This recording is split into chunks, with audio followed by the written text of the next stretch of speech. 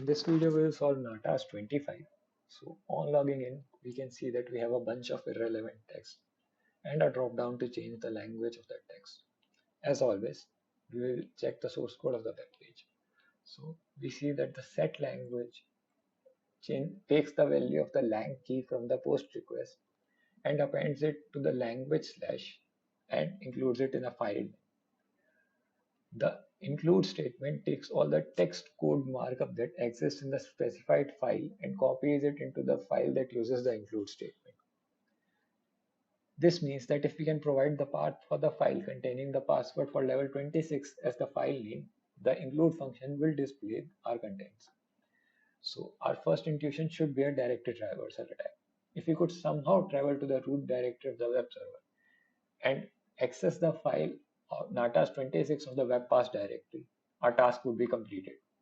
But as we can see in the safe include function, this symbol get replaced by empty string. So we will not be able to read the root directory. So to somehow think of the way to bypass this, we can, instead of that symbol, we can use this. Because if we think about it, the safe include function only removes this once and runs once. It will not remove if the symbol is again found by the removal and the empty strings.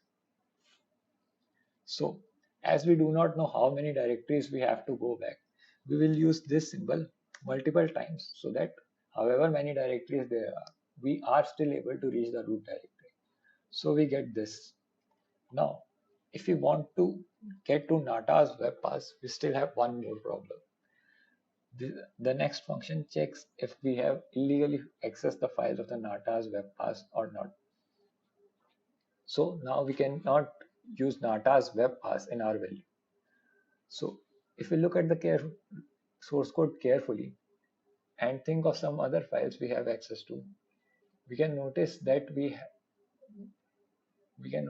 the code that tries to replace the symbol uses the log request function to create a log entry. If you see clearly, the log request function has been used. So do we know the location of the log file? Obviously we do. It has been given here.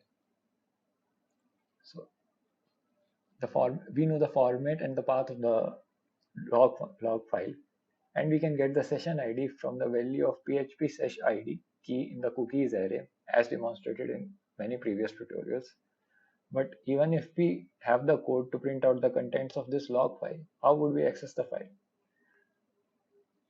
So on observing carefully, we can see that the contents of the log file contain the HTTP user agent. We know that we can modify this user agent while sending the post request. If we inject the PHP code into this user agent, when the contents of the log file are printed, the PHP code will get executed.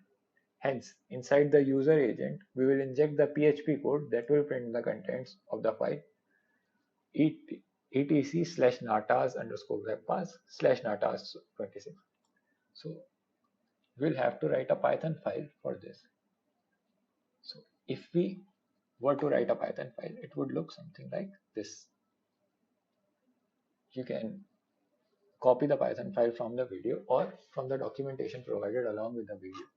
So notice in this file how we change the user agent to the PHP code that displays the content of the file. As you can see here in the new header, which is then given as the new header for the response of the session. So if we were to open the terminal and run this file,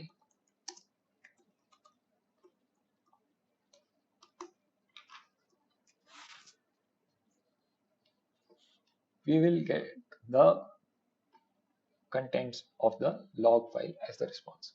So now if we look carefully through these contents, we can obviously see that the log file has been created with the PHP session ID that we got from the cookie, and we have our password right here for Natas 26.